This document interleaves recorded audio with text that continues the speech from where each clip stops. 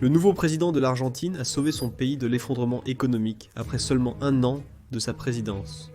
Vers 2025, il y aura probablement une forte croissance économique de plus de 4%.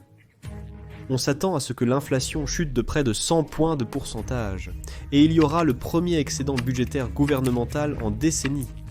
C'est la première fois en presque 100 ans, que l'Argentine revient à la normale. L'économie de l'Argentine a été un désastre, passant d'une des nations les plus riches du monde au début du XXe siècle à une nation médiocre au mieux. Une raison majeure était la terrible politique gouvernementale, que Milei tente de renverser. En ralentissant l'impression de monnaie, en réduisant les impôts et en allégeant les réglementations, l'économie argentine peut enfin prospérer. Malgré la difficulté initiale, les récompenses sont déjà visibles. Cette vidéo explore les actions de Milei pour améliorer son pays, et les leçons que le monde peut en tirer. Appuyez sur j'aime pour nous soutenir. Passons maintenant à la vidéo. La politique distinctive de Milei est due aux actions de ses prédécesseurs. On pourrait avancer que les politiques de Milei ne sont pas exceptionnelles, mais que les dirigeants précédents de l'Argentine ont si mal géré le pays, que le nouveau président n'a eu qu'à annuler leurs décisions. Commençons par examiner l'histoire de l'Argentine pour comprendre ce qui s'est mal passé. Le pays de l'Argentine est relativement jeune, car il a obtenu son indépendance de l'Espagne en 1816 et sa constitution en 1853. Cette constitution, inspirée par les États-Unis, a fait de l'Argentine une démocratie représentative. Au début, l'Argentine était la destination de choix. Son produit intérieur brut par habitant a dépassé celui de nombreuses nations européennes des années 1890 aux années 1910, et il a même dépassé les États-Unis certaines années. Cela était surtout lié aux exportations argentines de bœuf et de blé, favorisées par la fertilité des pampas du nord-est. L'Argentine était une destination privilégiée pour les investissements étrangers, attirant des gens du monde entier souhaitant profiter de sa croissance économique rapide. La nation a attiré des millions d'immigrants de pays européens comme l'Espagne et l'Italie, beaucoup d'entre eux choisissant l'Argentine plutôt que les États-Unis. La population de l'Argentine est passée de demi-million au moment de sa fondation à environ 5 millions en 1900. Au cours de ces décennies de croissance rapide, le pays a étendu ses frontières géographiques vers l'ouest et le sud. Mais au XXe siècle, tout cela a décliné. Il existait une tension sociale grandissante entre les riches propriétaires fonciers et les travailleurs pauvres. Dans la ville en pleine croissance de Buenos Aires, les gens n'avaient pas assez de travail, car l'Argentine n'avait pas beaucoup d'industrie. La goutte d'eau qui a fait déborder le vase a été la dépression mondiale après le krach de Wall Street en 1929. Le produit intérieur brut de l'Argentine a chuté d'un quart, et les exportations totales sont passées de 1 537 millions de dollars américains à 561 millions. C'était le moment parfait pour le mouvement populiste en pleine croissance de prendre le contrôle. Mais peu de temps après, des hommes forts militaires ont pris le pouvoir avec un coup d'État en 1930. Ils voulaient empêcher le règne populiste et protéger les élites. Au début des années 90, la croissance économique de l'Argentine a stagné. La corruption du gouvernement et les politiques pro-propriétaires terriens ont stoppé la croissance rapide des décennies précédentes. Après la décennie infâme, la situation ne s'est guère améliorée. En 1943, un autre groupe de dirigeants militaires a pris le contrôle du pays par un coup d'État. Juan Perón, le général le plus populaire du groupe, est devenu président en 1946. La population urbaine l'aimait, mais il a mis en œuvre une terrible politique économique. Il a signé des lois anti-commerce au pire moment de l'histoire. Perón voulait stimuler les industries nationales, mais en conséquence, l'Argentine a manqué le boom du commerce mondial d'après-guerre. Les industries argentines n'ont pas suivi le monde, le pays n'ayant pas besoin d'innover et de rivaliser à l'international. De plus, le président a utilisé d'importantes dépenses publiques pour financer des programmes sociaux et redistribuer les richesses. Il a aussi décidé que le gouvernement devrait limiter les prix du marché. Ces politiques l'ont rapidement rendu populaire, mais les inconvénients sont vite apparus. De 1948 à 1950, le peso a perdu environ 70% de sa valeur, et l'inflation a atteint 50%. Cela a été principalement causé par l'impression monétaire de Perón, une stratégie appelée financement inflationniste. Donc, en 1955, Perón a perdu son pouvoir à cause de, vous l'avez deviné, un coup d'état militaire. Le parti de Perón a été banni par les généraux et Perón a été exilé. Les 10 années suivantes ont apporté un chaos absolu au pays, avec différents groupes politiques tous en lutte pour le pouvoir. En 1962, des factions de l'armée du pays ont commencé à s'affronter, menant à un autre coup d'État. En 1966, le général Juan Carlos Ungana a pris le pouvoir lors d'un coup d'État nommé la Révolution argentine. Il a établi un régime autoritaire qui a régné sur le pays pendant 7 ans. L'instabilité politique a rendu l'Argentine un endroit désastreux pour investir ou avoir des relations économiques. Le peuple s'est révolté contre le régime autoritaire en raison de son échec. Les radicaux de gauche ont établi des groupes de guérilla urbaine. Cela a contraint le gouvernement militaire à lever l'interdiction sur Perón et à organiser de nouvelles élections. En 1973, Perón est revenu d'exil pour débuter son 3e mandat présidentiel. Mais le pays était déjà trop loin pour avoir une quelconque forme de stabilité. Même au sein de la base de soutien de Perón, il y avait diverses factions qui se battaient simplement entre elles. Perón a essayé de remettre le pays sur pied, mais il est mort en 1974. Sa femme, Isabel Perón, a pris le pouvoir. Et c'est à ce moment-là que l'économie a vraiment commencé à s'effondrer. La crise pétrolière mondiale de l'année précédente était déjà un énorme choc, et le gouvernement a décidé de lutter contre cela en imprimant de l'argent. Cette décision a mené à une hyperinflation terrible. Au début de 1976, le taux d'inflation annuel a atteint un stupéfiant 600%. Pour les dirigeants militaires, c'était encore une raison de faire un coup d'État. Le gouvernement militaire suivant, appelé le processus de réorganisation nationale, est devenu l'une des dictatures les plus infâmes de l'histoire du pays. Les forces de l'État, aux côtés des milices fascistes, ont traqué jusqu'à 30 000 gauchistes qui s'opposaient au régime, ce qui a été appelé la guerre sale. Ce bilan est contesté, et de nombreux groupes terroristes de gauche attaquaient aussi les forces gouvernementales. Mais en raison du déclin économique continu de l'Argentine, le régime perdait du soutien. La dette extérieure avait atteint 45 milliards de dollars, les salaires réels avaient perdu 36% de leur pouvoir d'achat, et le chômage était au plus haut niveau depuis la Grande Dépression à 18%. Suite à une guerre perdue contre la Grande-Bretagne pour les îles Malouines, l'armée a perdu son appui politique et a dû restaurer la démocratie. En 1983, le retour à la démocratie semblait formidable sur le papier, mais les 40 années suivantes apporteraient un effondrement économique total.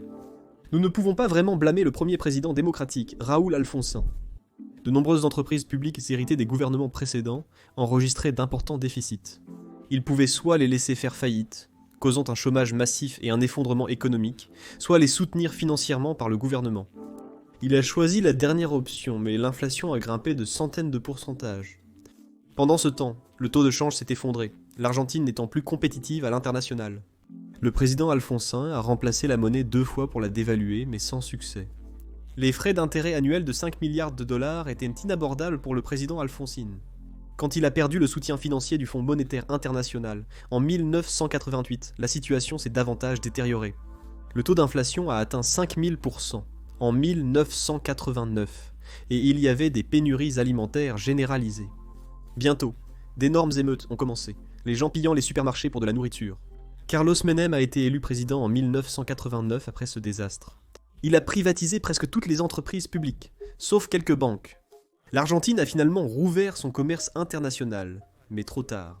Les prix de 1975 à 1991 avaient augmenté 20 milliards de fois en raison de l'hyperinflation, et les salaires ajustés pour le pouvoir d'achat avaient considérablement chuté.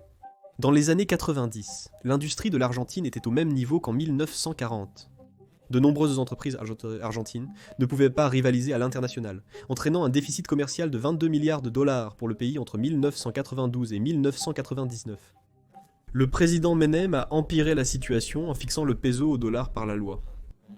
L'idée était de stabiliser le peso et réduire l'inflation, mais peu après, cela a mené à une surévaluation de la monnaie. En gros, cela signifiait que le peso valait plus qu'il ne le serait dans des conditions de marché libre. La valeur a chuté, et les entreprises ont dû baisser leurs prix, entraînant une baisse des salaires, une augmentation du chômage et une récession. Pour sauver l'économie, Menem a augmenté la dette de l'Argentine afin d'apporter un répit, mais le coût en serait assumé par la prochaine administration. En 1999, Fernando de la Rúa a été élu président. Le dollar était en hausse à l'époque, rendant le peso encore plus surévalué et aggravant la récession. Cependant, le plus gros problème pour l'administration de la Rúa était l'énorme dette extérieure de l'Argentine, dépassant 50% du produit intérieur brut. Ce n'est pas un problème pour la plupart des pays, mais le taux d'intérêt sur la nouvelle dette en Argentine a augmenté de 16% en raison d'un manque de confiance. De la Rúa s'est tourné vers le Fonds monétaire international pour des prêts moins chers, mais a dû réduire les dépenses gouvernementales en échange. Le taux de chômage a donc grimpé à 20%. Le public a rapidement perdu confiance en le gouvernement, ce qui a entraîné des retraits massifs de dollars américains des comptes bancaires. En novembre 2001, une véritable ruée sur les banques s'est produite. Les banques risquaient de manquer de dollars à donner au public, donc tout le monde voulait convertir leurs économies en premier, pour éviter un effondrement total. Le président de la Rúa a promulgué une loi limitant les retraits à 250 pesos par semaine, mais les Argentins n'ont pas apprécié. Fin 2001, d'énormes émeutes ont éclaté à Buenos Aires et dans d'autres grandes villes. De la Rúa a déclaré l'état de siège, mais les émeutes ont persisté jusqu'à sa démission. Pour aggraver les choses, l'Argentine a fait défaut sur son 32 milliards de dollars de dette publique. C'était le plus grand défaut de gouvernement jamais enregistré dans le monde, et cela a marqué le début de la Grande Dépression de l'Argentine. Cette situation a aussi engendré une instabilité politique, avec 5 présidents en 2 semaines. En 2002, le président Eduardo Duhalde a abandonné la convertibilité peso-dollar. À long terme, cela rendrait l'économie beaucoup plus stable. Mais les effets immédiats étaient beaucoup moins excitants. Les Argentins ont perdu 65% de la valeur de leurs économies suite à une chute massive du peso. De plus, la chute du peso a engendré une inflation galopante en renchérissant les importations. L'inflation accumulée pendant la Grande Dépression de l'Argentine était d'environ 80%. Combinée à une perte d'économie, cela a entraîné une énorme baisse du niveau de vie. À la fin de la dépression en 2002, le taux de chômage était de 21%. Et 57,5% de la population vivait en dessous du seuil de pauvreté. 300 000 personnes avaient quitté l'Argentine, en quête d'un avenir meilleur ailleurs.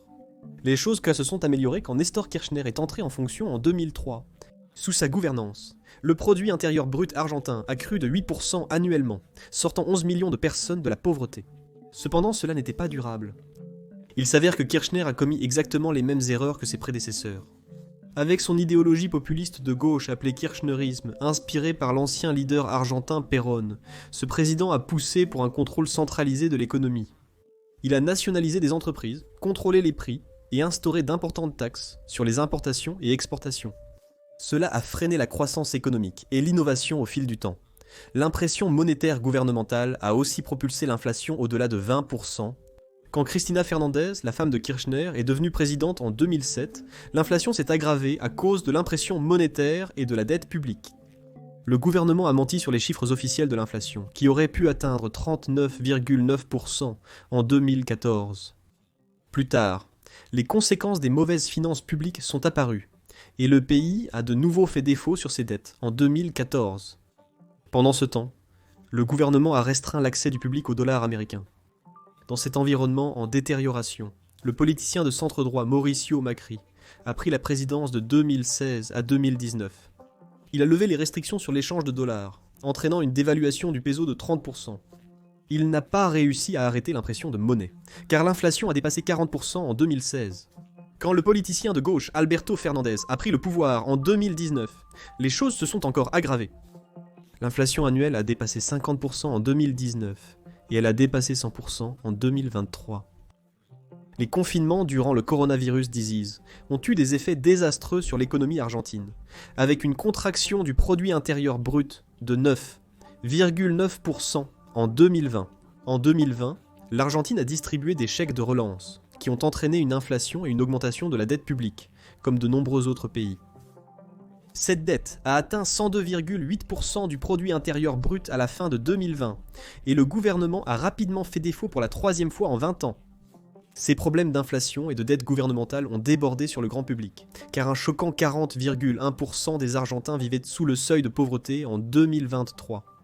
Alors, avec tout ce contexte historique à l'esprit, il n'est pas difficile de comprendre pourquoi les Argentins voudraient un leader radical et une nouvelle voie à suivre. Les 100 dernières années ont été incroyablement déprimantes pour le pays. Le pays est passé de 80% du produit intérieur brut par habitant de l'Amérique en 1910 à seulement 30% maintenant. En regardant le siècle dernier, une chose devient claire. Le pays souffrait d'une politique gouvernementale désastreuse. Les dirigeants militaires, obnubilés par leur maintien au pouvoir, négligeaient totalement l'économie. Plus de généraux ont gouverné l'Argentine au XXe siècle que de civils, et leurs prises de pouvoir inconstitutionnelles ont conduit à une énorme instabilité politique. Cela a évidemment fait du pays un mauvais endroit pour investir ou faire des affaires, car il manquait de lois et d'ordre. Ces politiciens n'étaient pas meilleurs, cependant. Beaucoup de leaders populistes, à commencer par Perón, voulaient être une planification économique centralisée et intervenaient sur les marchés. Ils subventionnaient la nourriture, l'énergie, plafonnaient les prix et géraient des programmes sociaux onéreux.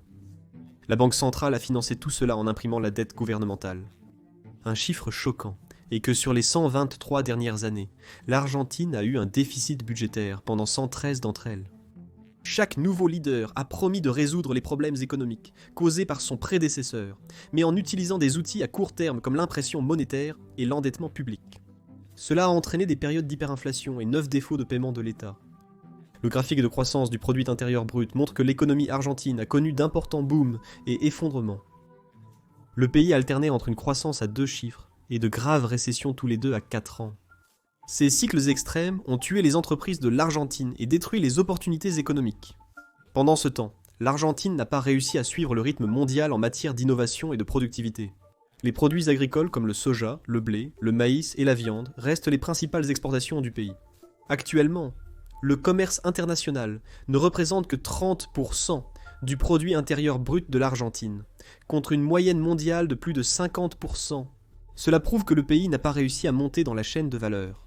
En général, une intervention gouvernementale accrue entraîne une baisse de la croissance économique, de l'innovation et de la productivité.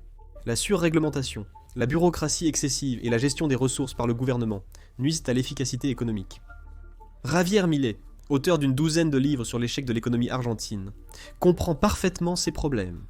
Il a fait d'innombrables interviews et apparitions à la télévision, et finalement il s'est inscrit à la course présidentielle de 2023 pour résoudre exactement ce problème. Il a dû concurrencer des politiciens de l'établissement de gauche, mais étonnamment, il a gagné. Avant d'explorer son mandat présidentiel, essayons d'abord de comprendre les origines de Milei. Javier Milei est né en 1970 à Buenos Aires, à une époque où l'Argentine était déjà profondément en déclin. Milei a lui-même eu une enfance difficile, étant victime de harcèlement scolaire. Ses camarades de classe l'ont surnommé le fou, ou El Loco pour ses accès de colère. Cela n'a pas changé, car il est toujours connu pour être très passionné, et parfois très en colère. Milei a affirmé plus tard que ses parents l'avaient maltraité durant son enfance, raison pour laquelle il a coupé les ponts avec eux un certain temps. Il venait d'une famille modeste, son père chauffeur de bus et sa mère femme au foyer. Plus tard, ils ont obtenu de meilleurs emplois, permettant à Milei d'aller dans une école catholique privée. Dans un étrange retournement de situation, il est devenu le chanteur principal du groupe de rock local Everest.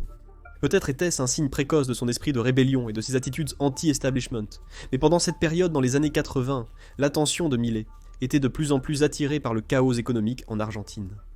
Il a remarqué l'hyperinflation massive et la chute rapide des taux de change du peso. Pour comprendre ce phénomène, il a débuté une carrière en économie, en 1989 domaine, dans lequel il excellait.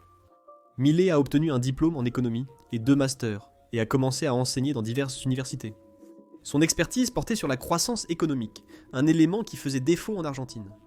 Plus tard, il obtiendrait des postes dans diverses banques et institutions financières comme expert et conseiller. Mais pendant ce temps, il continuait à s'éduquer lui-même, lisant des tonnes de livres sur la théorie économique, et finalement, il est tombé sur l'école autrichienne d'économie. Cela a façonné le reste de sa vie, car sa pensée politique et économique reposait principalement sur cette école de pensée. C'est un groupe d'économistes fondé à la fin du XIXe siècle qui était, et reste très contrariant. Il préconisait une intervention minimale du gouvernement, des marchés libres et l'abolition de la banque centrale. Milei a été très impressionné par cette théorie économique, et a dit que tout ce que j'ai enseigné sur la structure du marché au cours des 20 dernières années, dans des cours de microéconomie, est faux. C'est également pour cette raison que Milei est devenu un anarcho-capitaliste, ou un libertaire radical, en gros quelqu'un qui souhaite idéalement abolir le gouvernement, et avoir une société basée sur les libertés et les droits individuels. Il ne se tournerait pas immédiatement vers la politique, cependant. Le véritable tournant dans la carrière de Milei a été sa présence croissante à la télévision nationale.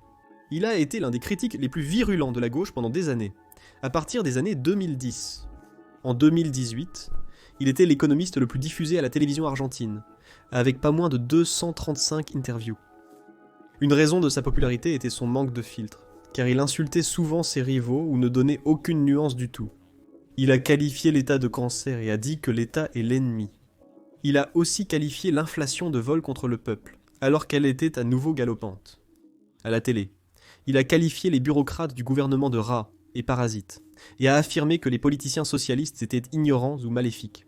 Milei a non seulement blâmé la gauche pour les problèmes de l'Argentine, mais a aussi proposé comme solution l'adoption radicale du libre marché, alors qu'il faisait constamment des apparitions à la télévision. Milei a également écrit plusieurs livres sur la voie libertaire et la fin de l'inflation, où il a mis ses points de vue sur la politique et l'économie sur papier. Au début, son mouvement était marginal et impopulaire, mais sa popularité a grandi sous l'administration d'Alberto Fernandez. En 2019, il y a eu une vague inflationniste massive, et cela a empiré après le coronavirus disease avec une augmentation des prix de 250% en 2023. Au milieu de ce tumulte, Milei a finalement fait le pas vers l'interpolitique. En 2021, il s'est présenté aux élections législatives argentines dans le district de Buenos Aires. Avec son parti de la Libertad Avanza, ou la Liberté Avance, il a obtenu 17% des voix. Cela lui a donné un siège à la Chambre des députés, comparable à la Chambre des représentants aux États-Unis. La majorité du soutien de Milei venait de jeunes électeurs masculins de la classe inférieure ou moyenne. Avec ce succès initial, Milei s'est inscrit pour l'élection présidentielle de 2023. Son soutien était d'abord faible, en tant qu'étranger sans appui établi. Mais alors que l'économie se dégradait, les partis traditionnels de gauche et de centre-droit ont perdu du soutien, donnant à Milei une part de 20% des électeurs dans les sondages, et lors d'un second tour tendu de l'élection, Milei a réussi à convaincre 10% supplémentaires de l'électorat aux dépens du parti de centre-droit. Lors du premier tour des élections d'octobre 2023, Milei s'est classé deuxième, juste derrière le parti de gauche de Sergio Massa. Mais la différence était trop petite, et les gens ont dû retourner aux urnes pour choisir entre Milei et Massa. Initialement, Massa semblait en passe de gagner avec une légère avance. Mais Milei a fait l'impossible, et en novembre 2023, il a gagné avec une solide marge de 10 points de pourcentage, avec 56% des voix. Il a réussi cela en séduisant les jeunes électeurs, et en critiquant l'établissement en Argentine avec leur idéologie de gauche. Il a aussi reçu le soutien d'autres partis politiques, ce qui l'a grandement aidé. Mais surtout, Milei a proposé un plan pour sortir l'Argentine de sa crise actuelle. Ses propositions politiques se résument en 2 points. Moins d'État, plus de liberté. Même s'il n'est pas le premier libertaire en politique argentine, il est de loin le plus radical. Il a dit des choses comme « L'État est le plus grand ennemi de la société, et l'État est une organisation criminelle qui vit du vol. Dans un monde idéal, le gouvernement devrait être ce qu'on appelle un État veilleur de nuit. L'État devrait se limiter à protéger les droits individuels, défendre la nation, combattre le crime et gérer les relations étrangères. Toutes les autres fonctions gouvernementales, comme l'éducation, les soins de santé ou l'aide sociale, devraient être privatisées ou abolies selon cette idéologie.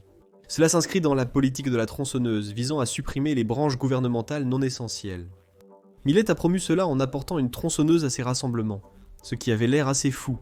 De plus, réduire la taille du gouvernement aiderait l'Argentine à diminuer les dépenses publiques, ce qui est crucial. Le prédécesseur de Milei dépensait environ 40% du produit intérieur brut annuellement via le gouvernement, principalement pour la protection sociale et les subventions énergétiques. En supprimant ces choses, Milei voulait finalement ramener cela à 25%. Mais cette approche est une épée à double tranchant. D'une part, cela permet à l'Argentine de baisser les impôts et d'éliminer la racine de l'inflation, ce qui conduit à la croissance économique et à la prospérité. La majorité s'accorde à dire que le marché libre est plus efficace que le gouvernement, et moins d'interférences de ce dernier donne plus de marge aux entreprises. Cependant, une réduction du soutien de l'État pourrait nuire aux classes inférieures et moyennes. Alors que le gouvernement supprime les programmes sociaux et les subventions, cela affecte également les fonctionnaires qui pourraient être licenciés ou subir des baisses de salaire. La réduction des dépenses publiques fait partie du plan dit de thérapie de choc de Milei. Cela causera une perturbation à court terme, mais selon Milei, cela améliorera le bien-être à long terme. Si les entreprises prospèrent, il y aura des emplois mieux payés et plus de prospérité. Pendant ce temps, Milei veut également abolir la Banque centrale argentine, affirmant que la Banque centrale est une arnaque. Pour être juste, il n'est pas le seul à critiquer la Banque centrale argentine, parce qu'elle est étroitement liée au gouvernement en Argentine. Elle a facilité l'impression de monnaie, qui a provoqué l'hyperinflation et ruiné le pays. Mais la plupart des économistes pensent qu'il vaut mieux avoir une banque centrale indépendante plutôt que pas de banque centrale du tout. Selon la théorie économique moderne, les banques centrales jouent un rôle clé pour stabiliser l'économie. Cela se fait via un monopole sur l'impression monétaire et les taux d'intérêt. Une façon simple de penser à cela est que la banque centrale crée de l'argent à partir de rien, et décide quels taux d'intérêt doivent être payés sur cet argent. Quand l'économie est aussi mauvaise, la banque centrale imprime beaucoup d'argent à des taux d'intérêt bas. Et quand l'économie fonctionne bien, la banque centrale fait le contraire. Mais Milei rejette totalement ces idées, affirmant que la banque centrale déforme le marché, nuit à la croissance économique et provoque en réalité des booms et des cracks. Il pense aussi que les banques centrales favorisent des dépenses publiques élevées, car elles offrent une quantité d'argent pratiquement illimitée.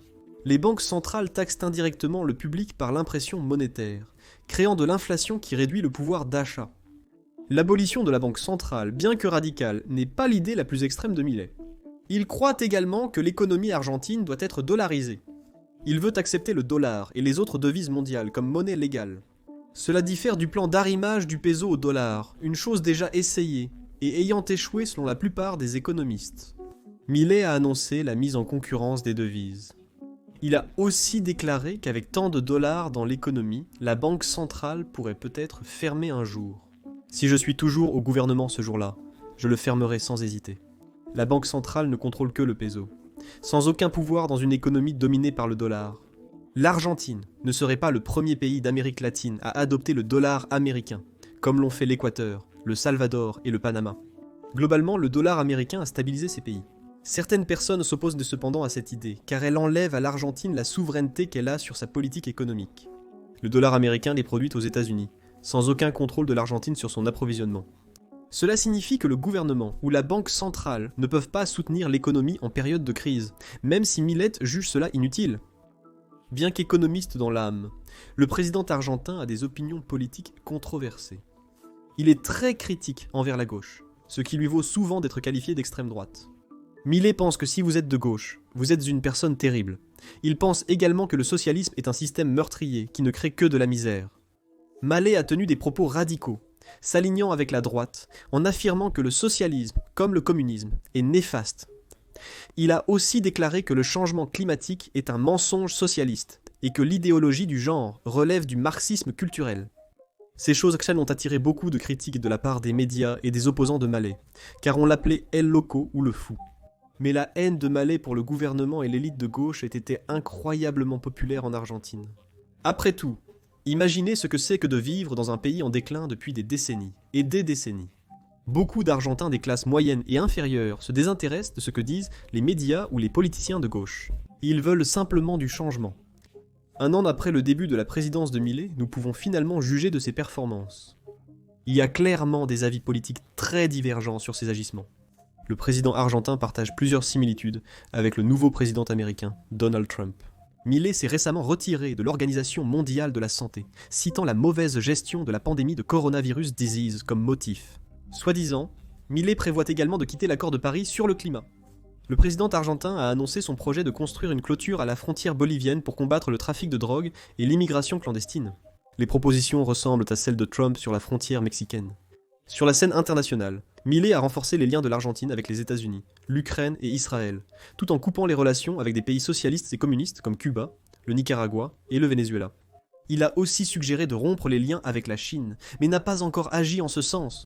Milei a initialement aboli plusieurs ministères, dont celui des femmes, du genre et de la diversité.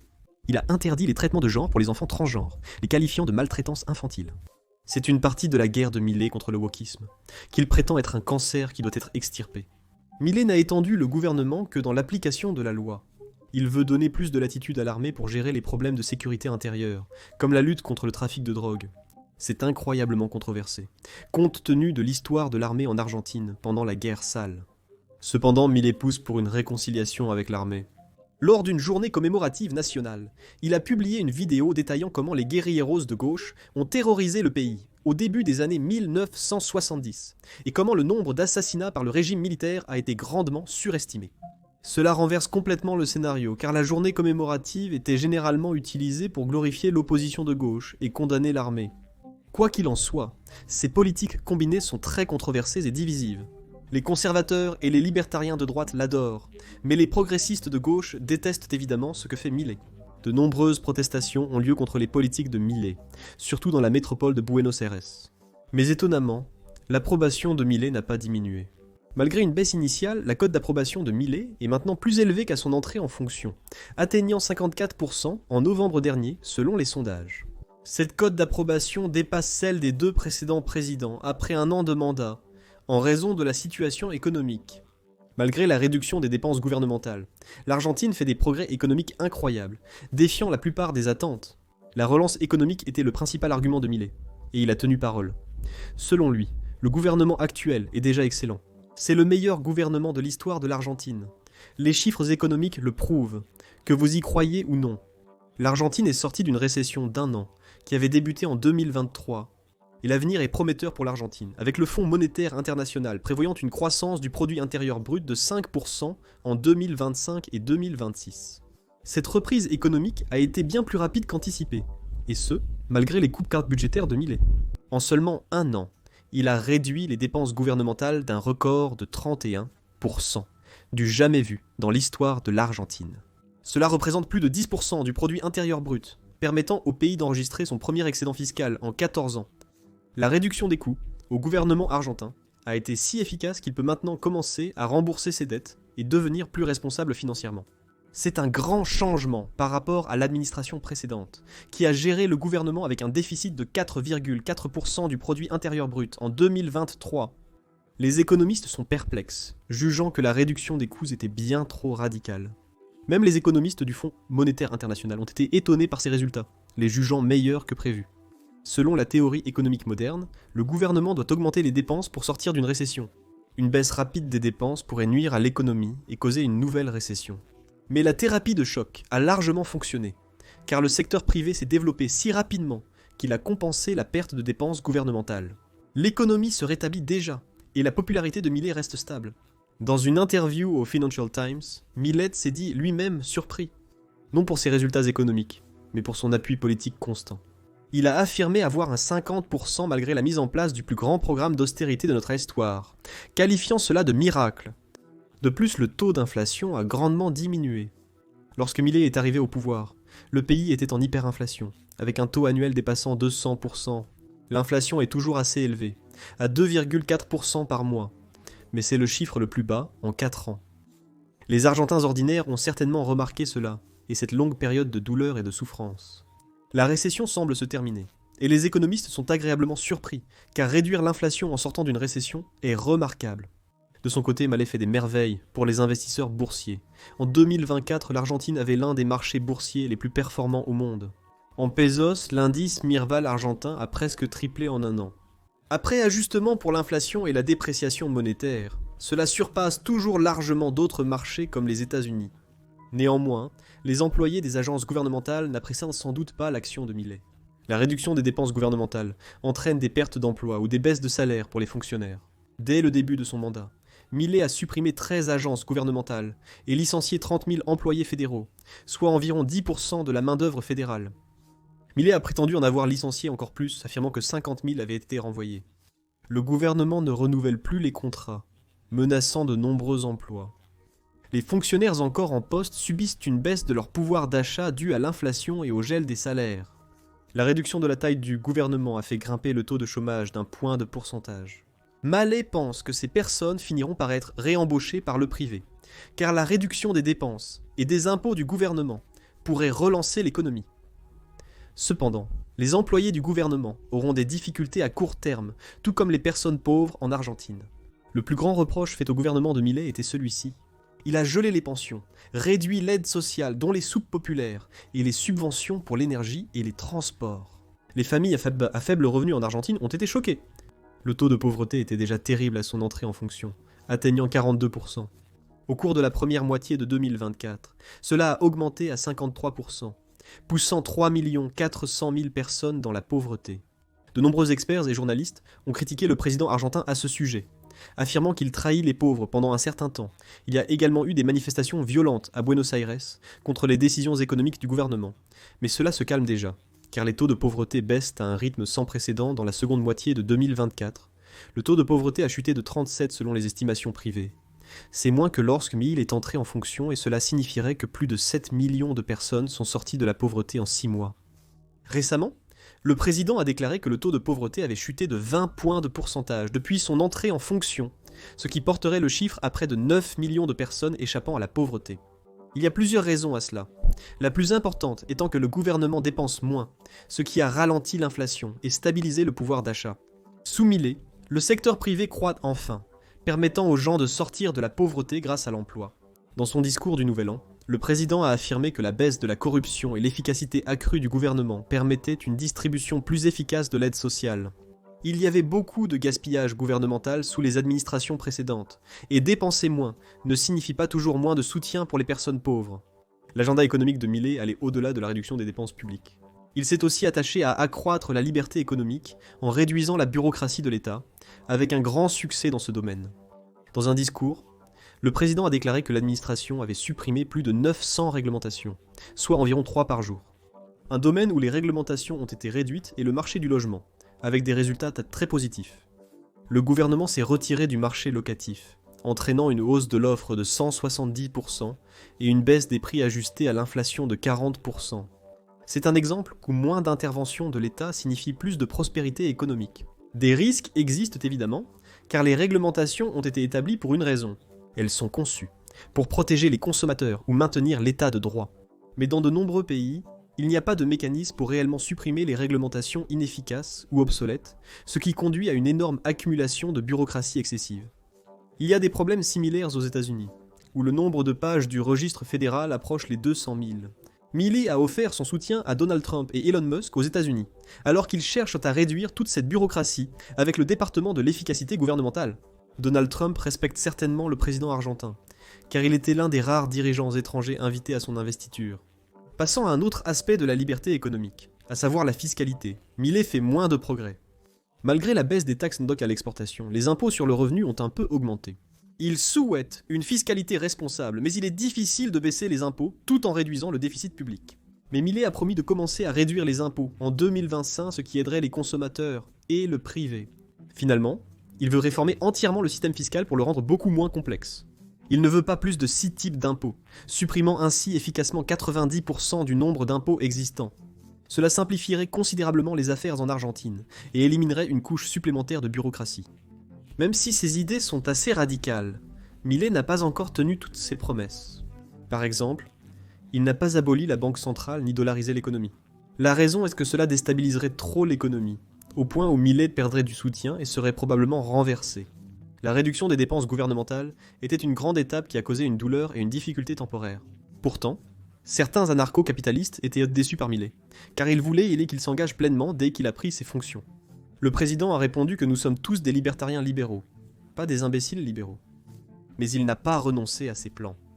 Beaucoup de choses vont encore changer au cours des 3 prochaines années, car seulement un quart des réformes sont mises en œuvre, selon Milley. Cela pourrait mener à plus de succès économique, mais les plans radicaux du président pourraient aussi s'effondrer en devenant plus extrêmes.